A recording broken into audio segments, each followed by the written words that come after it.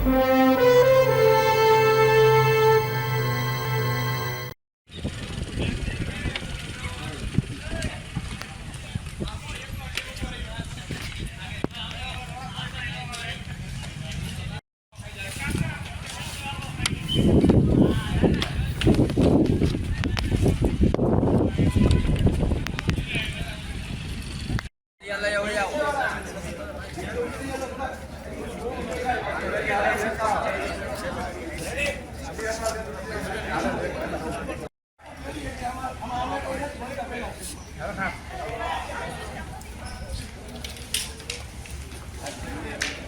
चालू करो तो वहाँ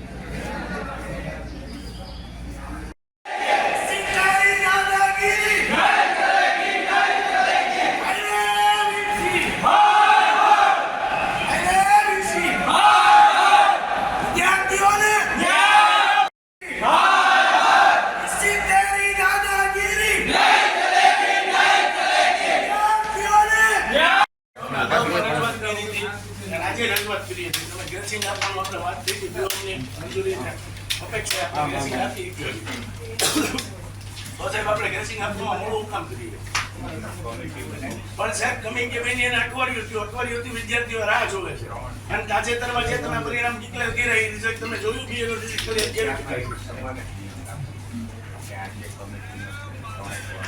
એટલે સાહેબ આવું વખતે એવું થતું કે કેટલા બધા પેપરમાં સિલેબસ બહારનું પૂછાણું તો પછી અડધા પેપર પહેલાની રજૂઆત હોય અને બીજી વસ્તુ સાહેબ કે કમિટી તમે બનાવી છે તો બોલાવો કમિટી મેમ્બરને કેતુની નોંધ મૂકેલી છે કેમ હજી સુધી રિપોર્ટ ન કરતા ઇલેક્શન પૂરું થયું ને સાહેબ આ ચોથો પાંચમો દિવસ છે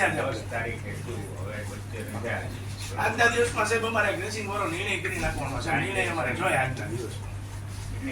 થઈ જશે પણ તમે એમ તો આજના દિવસમાં એવું નહીં વિદ્યાર્થીઓ દર વખતે વિદ્યાર્થીઓ તો કામ રાહ જોવે છે મારું કહેવાનું એમ છે માર્કશીટથી માંડીને બધી વસ્તુઓ અને ઈ જ લાભ બધા તમારી બધી વાત સાચી છે પહેલા તો આપણે લેસી આપણે યુનિવર્સિટી લાગ કરી બરોબર છે પછી તમે લોકો નિર્ણય કર્યો હવે કમિટી મેમ્બરને રિપોર્ટ આપવામાં છે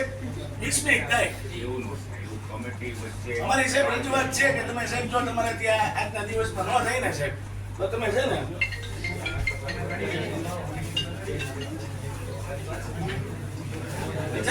યુનિવર્સિટીમાં આપણે પરિણામમાં કેમ દર વખતે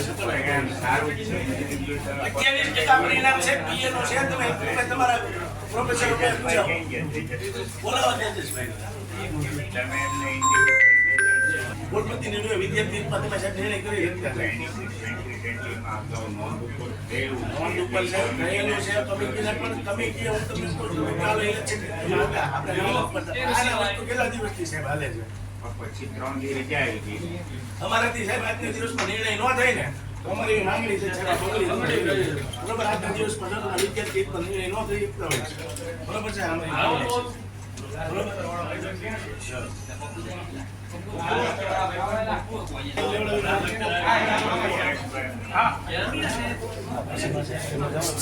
તાજેતરમાં યુનિવર્સિટી દ્વારા જે સેમ 1ના પરિણામ જાહેર કરવામાં આવ્યા તેમાં ખૂબ જ મોટો સબળ હોય એનએસયુ દ્વારા ગ્રેસિંગની માંગણી કરવામાં આવી છે અને 24 કલાકમાં જો નિર્ણય ન કરવામાં આવે તો એનએસયુ દ્વારા ઉગ્ર લડત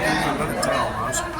સબળા છે કોઈ પણ પ્રકારના થયા નથી પરીક્ષા પૂર્ણ થઈ કોઈ વિદ્યાર્થીને અભ્યાસક્રમ બહારનું પૂછાણું હોય કોઈ એવી પણ કોઈ રજૂઆત આવેલી નથી છે એનઈપી 2020માં જે ગ્રેસિંગ પોલિસી છે એ અત્યારે આપણે અમલમાં નથી એટલા માટે આપણે 3 સભ્યો 4 સભ્યોની કમિટી બનાવેલી છે ગાઈડન્સ સર બીઓએમના સભ્ય ગોધાણી સાહેબ હેતલબેન અને PM ડુલિયા સર તો એ કમિટી છે એ આજે 3 વાગે છે એનું રિપોર્ટ છે જમા કરાવવાનો છે એના આધારે આપણે ગ્રેસિંગ છે એનો નિર્ણય સત્વરે વિદ્યાર્થીઓના હિતમાં લઈશું ઓવરઓલ પરિણામ તમે સબ્જેક્ટ વાઇઝ જુઓ તો લગભગ બધા 70% ઉપર જ છે પણ એકાદ બે પેપર પૂરતું એમને જે બોર્ડર લાઇન છે એનો ગ્રેસિંગનો આજે નિર્ણય લગભગ આવી જશે અને વિદ્યાર્થીઓ છે એને એનો લાભ મળી જશે.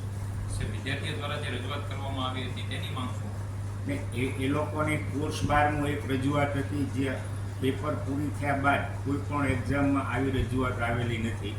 એક પેપર અંગ્રેજીમાં હતું, એમાં 14 વિદ્યાર્થીઓ હતા, એની કમિટીએ છે એનો નિર્ણય આપી દીધો છે એટલે વિદ્યાર્થીઓને એમાં કોઈ નુકસાન નહીં જાય. બાકી જે છે જનરલ ગ્રેસિંગ, આ વખતે NEP 2020 ફર્સ્ટ ટાઈમ છે એટલે જે નવી પેપર સ્ટાઇલમાં વિદ્યાર્થીઓને કદાચ સેટ થવામાં સમય લાગે તો આજે કમિટી છે એનો નિર્ણય જમા કરાવે, વિદ્યાર્થીઓના હિતમાં નિર્ણય સત્વરે થઈ જશે. પરિણામમાં કેટલા પર્સન્ટેજ તમે કોઈ પણ ઇન્ડિવિજ્યુઅલ બે